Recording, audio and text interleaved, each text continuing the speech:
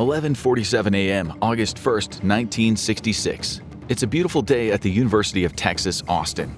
Birds circle lazily in the blue sky as the temperature edges toward a blistering 100 degrees. Students drift between classes, laughing, chatting, and enjoying campus life. But in 60 seconds, their world would be ripped apart. High above the campus, Charlie Whitman loads a magazine full of 6mm rounds into his Remington Model 700. Perched on the observation deck of the tower, his face is etched with determination. A white band clings tightly around his forehead. Over the past 12 hours, he has taken 5 lives, some only moments ago, and now he's prepared to unleash a fresh wave of terror. He exhales and steadies the rifle against the parapet. There's an 18-year-old woman 8 months pregnant in the crosshairs, completely oblivious to everything he's planning. That old Marine phrase, "one shot, one kill," loops through his mind as his finger curls around the trigger of his Remington. What's about to unfold is so devastating it will remain the deadliest mass shooting in U.S. history for 18 years, until the San Isidro McDonald's massacre in 1984.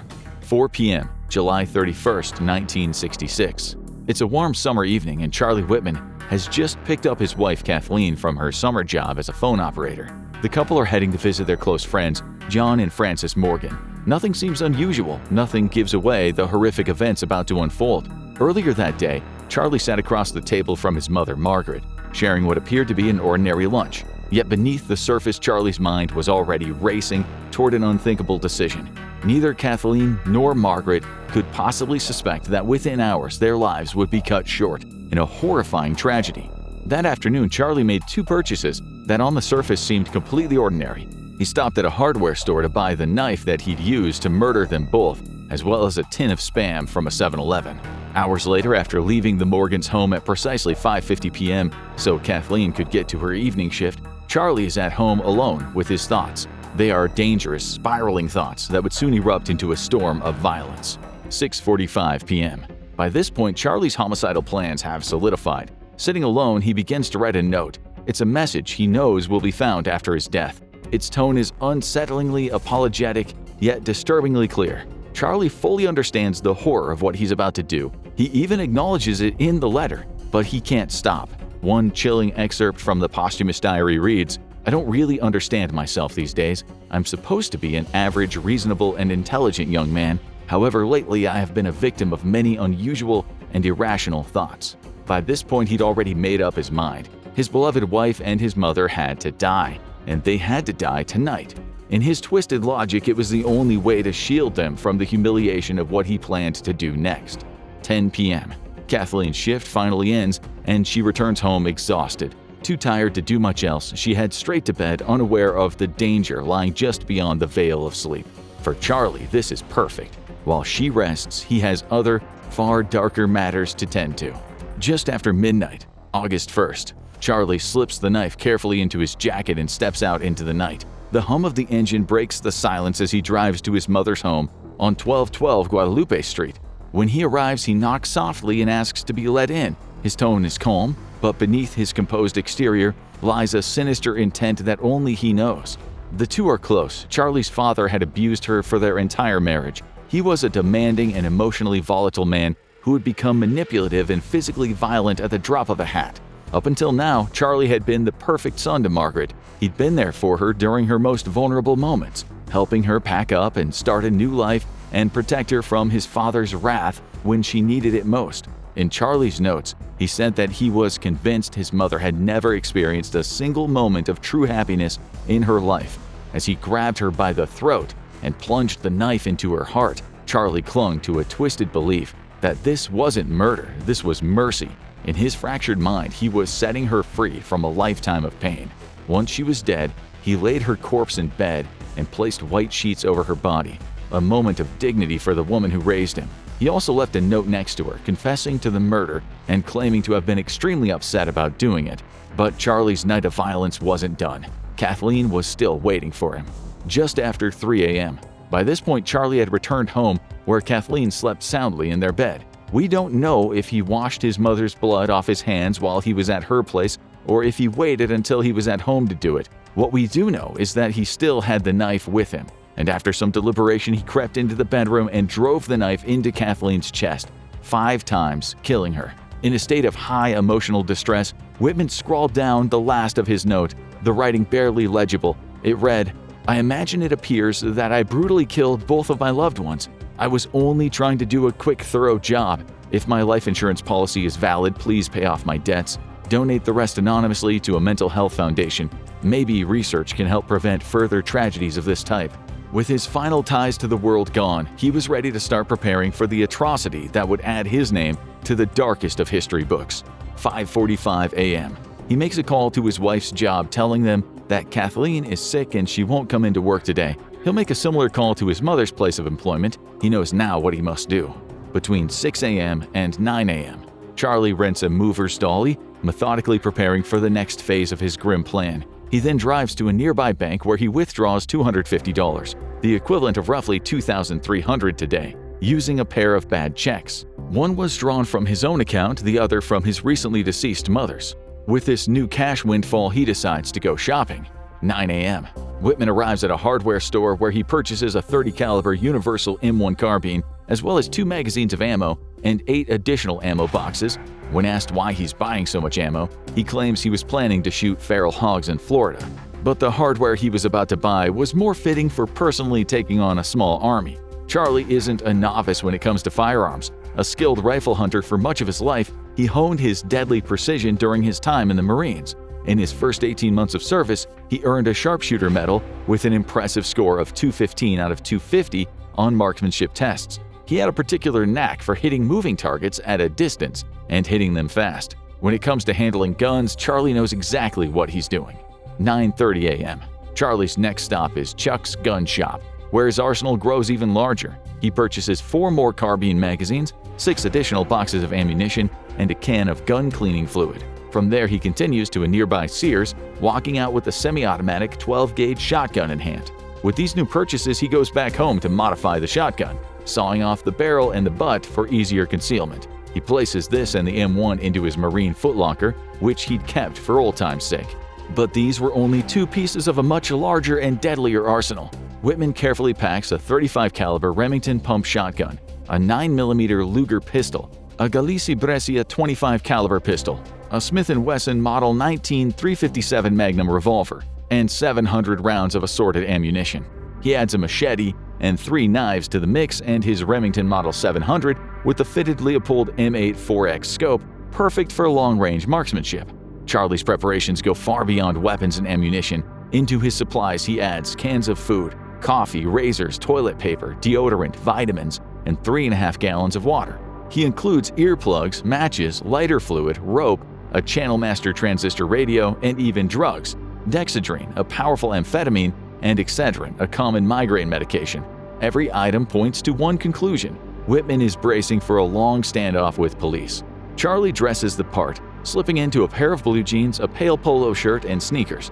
With his loaded dolly in tow, he could easily pass as a maintenance worker. It's a calculated disguise, one that would let him move freely through the University of Texas main building without drawing suspicion.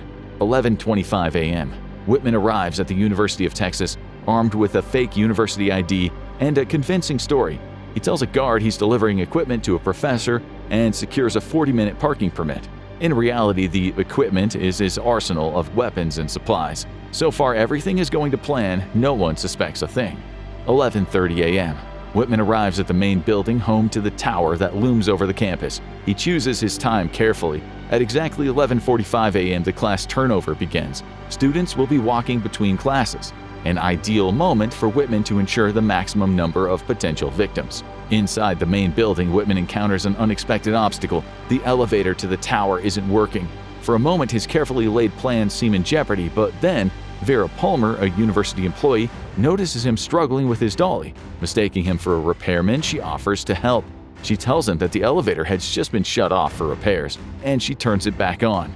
Unwittingly, she clears the path for Whitman to coordinate his deadly mission. Whitman grins and thanks her before entering the elevator. He just keeps repeating the words, "You don't know how happy that makes me. How happy that makes me. How happy that makes me." Whitman rides the elevator to the 27th floor, supplies in tow. From there, he hauls the heavy load up the final flight of stairs. He reaches the reception area for the tower's observation deck, the perfect vantage point for what's to come. Here, the next phase of Charlie Whitman's plans begin. In the reception area, Whitman encounters Edna Townsley, a 47-year-old receptionist. Without hesitation, he strikes her in the head with the butt of his rifle, the force splitting her skull. As she collapses, he fires a shot into her. Unconscious and bleeding heavily, she offers no resistance as Whitman grabs her by the legs and drags her behind a couch, leaving a dark bloodstain on the ground. Before Whitman can unleash more violence, a young Texan couple, Donald Walden and Cheryl Botts, walk into the room. They're here to enjoy the view from the tower, completely unaware of the nightmare they just stepped into. Whitman, standing there with a gun in each hand and a bloodstain on the floor behind him, somehow manages to defuse the situation. Calm and composed, he tells them the guns are for shooting birds and that the dark stain on the floor is just wood varnish. Satisfied with his explanation, the couple leaves. Their blissful ignorance of what's happening probably saved their lives, but the next people who cross Whitman's path won't be so fortunate. To prevent any further interruptions as he prepares for this horrific act, Whitman begins barricading the door to the observation deck. But his attempt to secure the area backfires. A visiting family from Texarkana wants to gain access to the deck. The group includes 16-year-old Mark Gabor, 19-year-old Michael Gabor, their parents Mary and Michael Sr., and the boys' aunt and uncle, William and Marguerite Lamport. Unaware of the danger awaiting them, they approach the barricade, unwittingly stepping closer to Whitman's deadly plan. As Mark Gabor attempts to move the barricade, Whitman bursts into the room, sawed-off shotgun in hand. Without hesitation, he opens fire, striking both Mark and Marguerite Lamport. Chaos erupts as the surviving family members frantically try to help their fallen loved ones, but it's no use. Whitman reseals the barricade, ensuring no one else can enter. With no choice, the devastated family flees down the tower stairs. On their way, they encounter Vera Palmer, the very woman who unknowingly helped Whitman gain access to the building. She was heading up to switch shifts with Edna Townsley. When a man told her not to step out of the elevator, Palmer immediately rides back down. Mary Gabor was struck in the hail of gunfire, taking bullets to her head and spine. The attack left her paralyzed and legally blind, forever altering her life. Her son Michael was also shot. His injuries robbed him of his future, forcing him to abandon his training for the U.S. Air Force Academy. Whitman's violence didn't always need to end in death to destroy lives. Once the barricade has been resealed, Whitman wheels his footlocker full of weapons out onto the four-sided observation deck. 11:46 a.m. Whitman methodically unpacks his weapons and ammunition, placing them strategically around the four corners of the observation deck. Below, the campus begins to stir as the bell rings, signaling the start of class turnover, and students spill out onto the walkways. He ties his white headband around his head, shoulders his rifle, steadies himself, and peers through the Leopold scope. Through the lens, he watches the students moving below, their lives obliviously passing through his crosshairs. 11:48 a.m. The massacre begins. 18-year-old Claire Wilson, 8 months pregnant with a boy she hasn't yet named, is walking below with her fiancé, a fellow freshman student, Thomas Frederick Ekman, their future full of promise. Through his scope, Whitman locks onto Claire. He squeezes the trigger, and a 6mm round tears through her abdomen. The shot maims her and shatters her dreams of motherhood. As Claire collapses, writhing in pain, Whitman fires again. The second bullet strikes Frederick in the chest, killing him instantly as Claire writhes in pain on the ground. But Whitman is only getting started. He continues firing, alternating on different sides of the deck and using different long-ranged weapons, switching between the hundreds of rounds of ammo he has stockpiled for the massacre. Dr. Robert Hamilton Boyer, a renowned mathematician, is struck in the lower back and killed just days before he was set to embark on a new chapter at the University of Liverpool. 17-year-old Karen Joan Griffith, a high school student, is shot through the lung, collapsing in agony. Thomas Ray Carr, a senior student, rushes to her aid without hesitation. Whitman's rifle finds him next, and a shot to the spine leaves him gravely wounded. Carr succumbs to his injuries later, his bravery costing him his life. Nearby, Thomas Aquinas Ashton is struck in the chest, another life added to Whitman's growing toll of victims.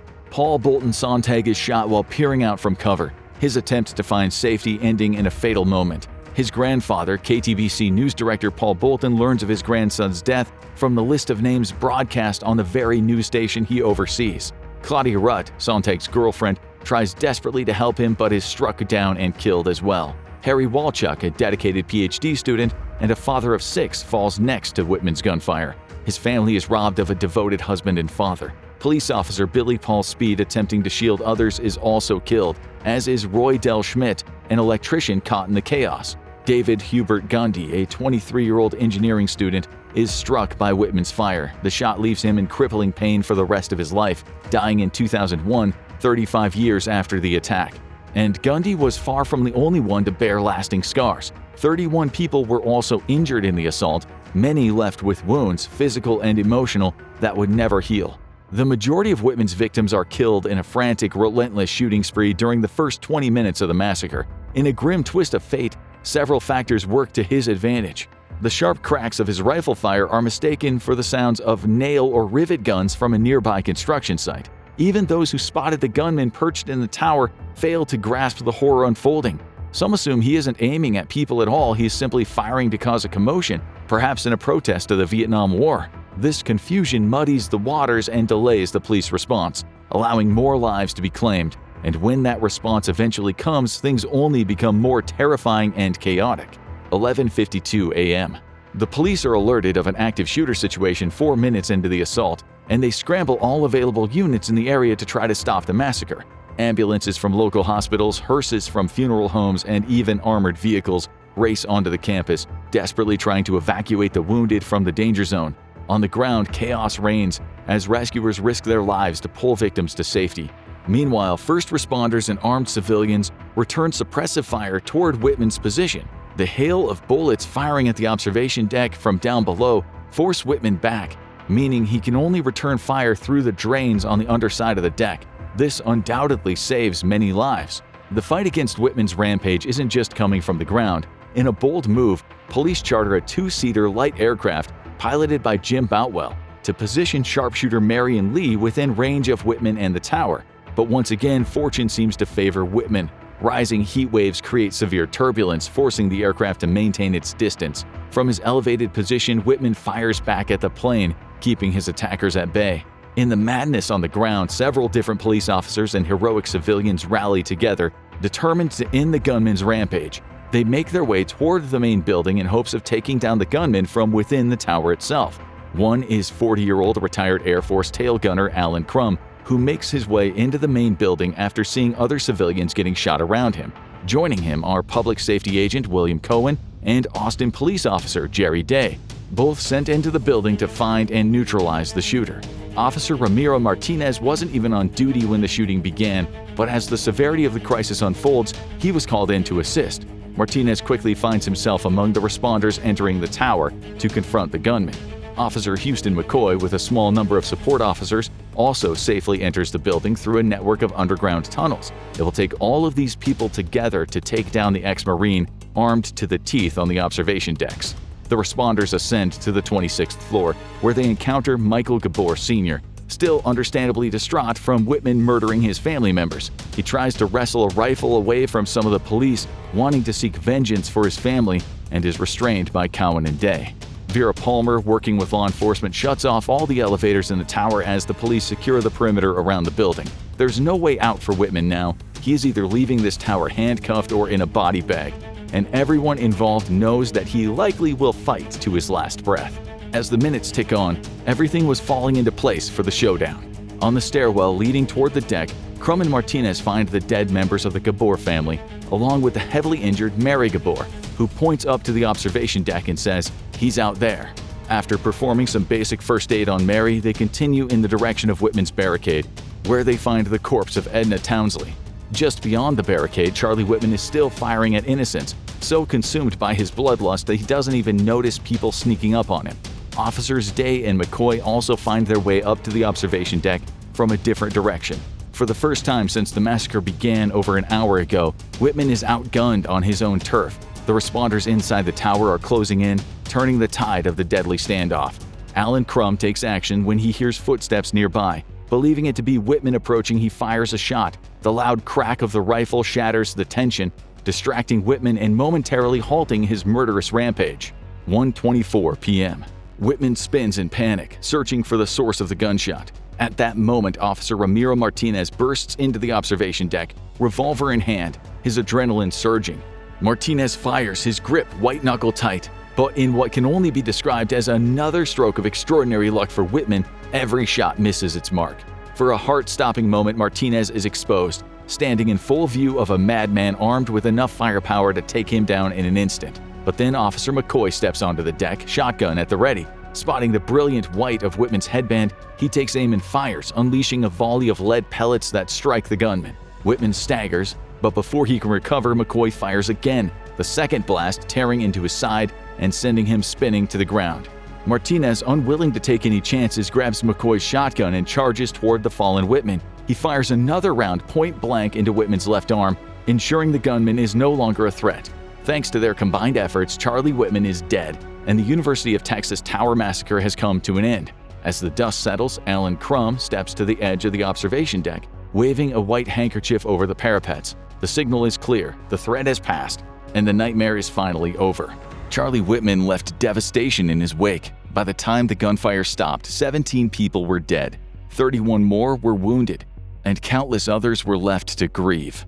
Yet thanks to the extraordinary courage and quick thinking of those who took action, the massacre was stopped before even more lives could be lost. What steps do you think could have stopped the Texas Tower massacre before it began? Drop your ideas in the comments below. Now go check out 10 deadliest snipers in the history of the world, or watch this instead.